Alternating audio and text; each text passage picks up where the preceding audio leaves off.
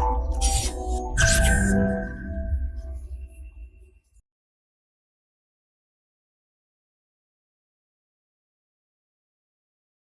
दोस्तों, this is Vishakha Daga coming up with next round of news simplified.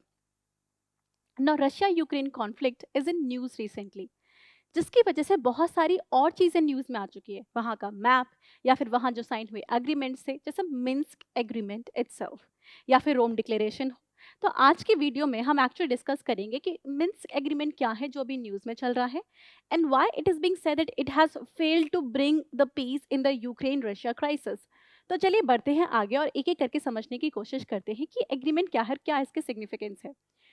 चलिए बात करते हैं कि न्यूज में क्यों आया. न्यूज में इसलिए आया बिकॉज यूक्रेन रशिया कॉन्फ्लिक्ट अभी चल रहा है. वैसे चल बहुत टाइम से रहा था, but recently Russia has recognise the independent region of the Ukraine. Ukraine के कुछ ऐसी स्मॉलेस्ट डिस्ट्रिक्ट या स्टेट्स थी जहां पे इंडिपेंडेंस डिक्लेयर कर दी थी फ्रॉम यूक्रेन ने, and they have declared independence for long time. और रशिया ने भी रिसेंटली उनकी इंडिपेंडेंस रिकॉग्नाइज कर दी है. And after that presence of Russian forces can be seen in that.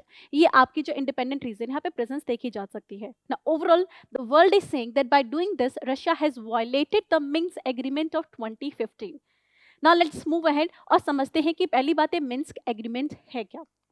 Now to understand that, पहले रशिया यूक्रेन की थोड़ी हिस्ट्री समझते हैं. Not too far behind but 2013 itself. इसकी डिटेल में video we have already made, जो कि Forum IAS के यूट्यूब वीडियो पे मिल जाएगी. अभी हम थोड़ा सा ऊपर ऊपर से ब्रश अप करेंगे. Now the story starts in 2013. कहानी तो उससे पहले ही शुरू हो जाती है बिकॉज यूएसएसआर के डिसइंटीग्रेशन से शुरू होती है. With the disintegration of USSR in 1991, Ukraine जैसी कुछ ऐसी, यूक्रेन कजाकिस्तान, ये कुछ ऐसी कंट्री थी जो यूएसएसआर का हिस्सा थी. हाउएवर आफ्टर स्प्लिट जो Russia became the greatest part of the USSR, जो कि उसके लेगेसी को आगे बढ़ाता है. बाकी कजाकिस्तान और यूक्रेन अपनी खुद की कंट्री बना लेते हैं with establishment of democracy. However, this transition was not peaceful. ये कंट्री काफ़ी ज़्यादा डेमोक्रेटिक अपने अंदर टर्बुलेंस देखती है, जिसका फायदा अक्सर Russia was taking. Now, Ukraine is an example of this. Though Ukraine got democracy, but ये कंट्री जो ईस्टर्न यूरोपियन कंट्रीज हैं, दे अक्सर फेल द प्रेशर कि या तो वो रशिया का साइड लें या फिर वो यूरोप का साइड लें. एंड यूरोप जो है वो हमेशा से उन, Europe has a policy of enticement. They are always enticing the eastern European countries कि कभी आपका इकोनॉमिक पैकेज ले आएंगे कि यूरोपियन यूनियन का हिस्सा बन जाओ, या फिर कभी आपका डिफेंस का पैकेज लेके आएंगे कि नाटो का हिस्सा बन जाओ, ये फायदे होंगे. कभी पॉलिटिकल जियो पॉलिटिकल बेनिफिट देने की बात की. On the other hand Russia is not happy with this कि उसके जो बॉर्डर में या फिर उसके नेबरहुड में यूरोपियन कंट्री और यूएस की प्रेजेंस बढ़ रही है. जैसे बहुत सारी यूरोपियन कंट्रीज अब नाटो का हिस्सा बन चुकी हैं. बहुत सारी country economic packages of the Europe का फायदा उठा रही है, because of which Russia is not happy about this. Now this conflict is a result of the ongoing conflict जो कि 1990 से ही चल रहा है. नाउ दी इसका जो हाइट थी वो 2013 में देखी गई थी.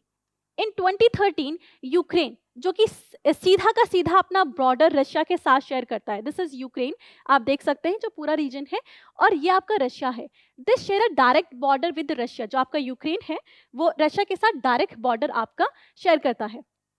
Now you can see in this in 2013 जो रशिया के जो प्रेसिडेंट थे, ही वाज प्रो रशियन. वो एक प्रो रशियन प्रेसिडेंट थे. At that time Europe gave a very good deal to them. So here you have president जो कि Russia को सपोर्ट कर रहे हैं, but he got a good deal from the Europe कि अगर आप मतलब इस डील को साइन करेंगे तो आप यूरोपियन इकोनॉमी में इंटीग्रेट हो सकते हैं, आपकी लेसर टैरिफ पे आपके प्रोडक्ट आपके यूरोप में आ सकते हैं और आपको बहुत सारा टैरिफ बेनिफिट मिल सकता है.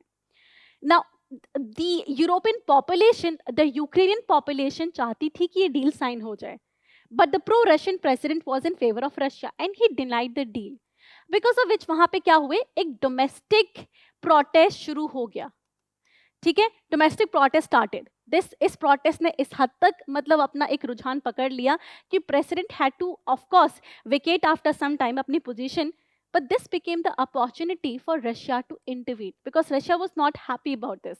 If the pro-Russian president was not in the Ukraine, then Russia was afraid कि entire Ukraine may go to the European side.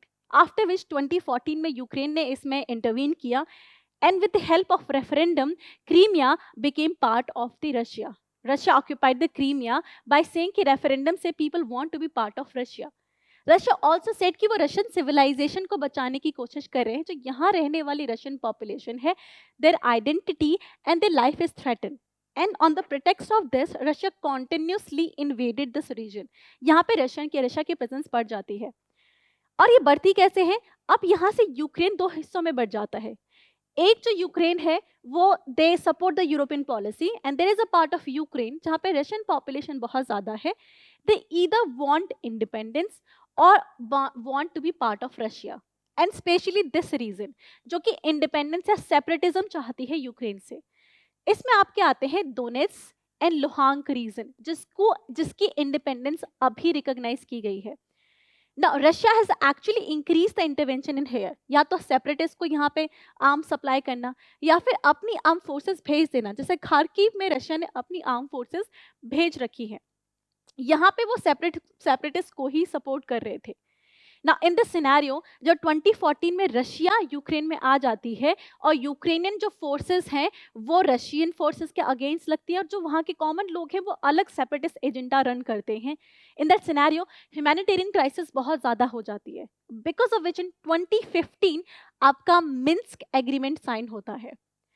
Minsk agreement 2014 में साइन होता है. Is a kind of a cease fire agreement, जहाँ से बोला जाता है कि दोनों पार्टी पहले लड़ना बंद करेंगी, जिसके बाद हम कैजुअलिटीज को कम करने की कोशिश करेंगे. इसके अंदर बोला गया कि पहली बात तो वॉर अभी बंद की जाएगी, फिर आर्म फोर्सेस को आप विड्रॉ करोगे, वहां पे जो वेपन्स है उनको विड्रॉ करोगे, जिन लोगों को नुकसान हुआ है उनको ह्यूमैनिटेरियन एड अभी पहुंचाया जाएगा, फिर उनके ह्यूमन राइट्स के जो वायलेशन हुए हैं उसके लिए अकाउंटेबिलिटी सेट की जाएगी कि who have actually taken their life और उनको नुकसान किया गया है. इसके साथ बोला गया कि साथ में लोकल सेल्फ गवर्नमेंट वहां पे आएगी. So this was a whole agenda, जिसमें बोला गया कि प्रिजनर एक्सचेंज होंगे, जो लोग अननेसेसरीली लोगों को किडनैप किया जा चुका है या फिर कहीं बंदी बनाया गया है उनको छोड़ा जाएगा. This was part of the Minsk agreement जो 2014 में साइन हुआ था, जिसका हिस्सा सबसे पहले ये 12 पॉइंट डील थी, जिसमें एक तरफ आपके सेपरेटिस्ट लीडर थे यूक्रेन में और दूसरा था यूक्रेन की जो गवर्नमेंट थी. But Russia was not a greater part of it. That's why इसके बाद ये एग्रीमेंट दोबारा साइन होता है, Minsk II agreement of 2015. Now in this Ukraine आपका पार्टिसिपेट करता है, यूक्रेनियन गवर्नमेंट, सेपरेटिस्ट फोर्स भी आपकी होती हैं, और रशिया के रिप्रेजेंटेटिव भी होते हैं. Along with that organisation for security and cooperation in Europe भी पार्टिसिपेट करती है. इसका मतलब यूरोपियन कंट्री भी इसका हिस्सा बनती है, जैसे फ्रांस हो गए, जर्मनी हो गए, वगैरह वगैरह. So these four country were get a part of this.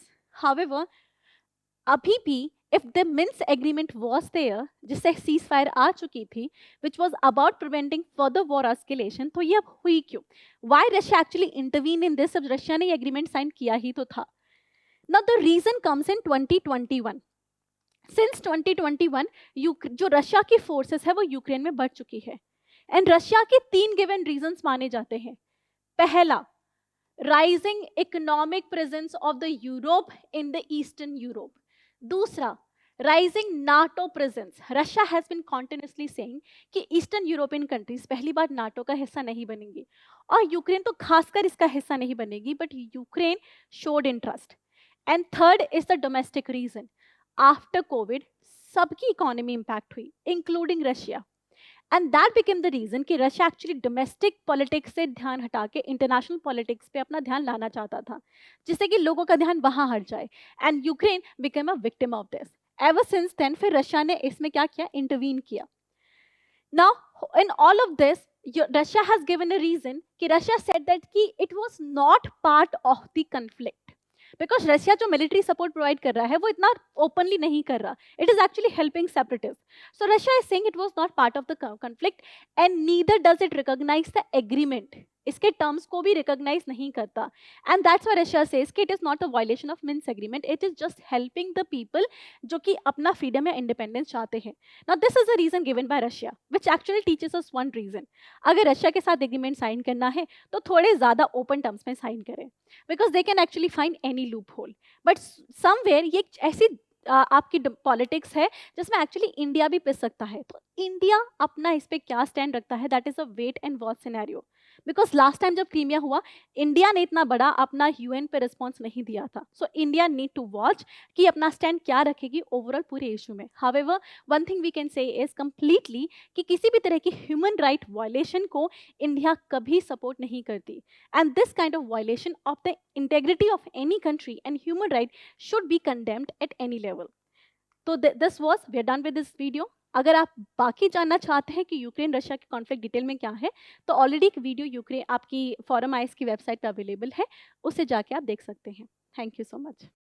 Current Affairs by Forum IAS is an all-in-one program that covers the dynamic aspect of the syllabus from both prelims and mains perspective. Last year, we have helped more than 100 students crack IAS with our current affairs classes.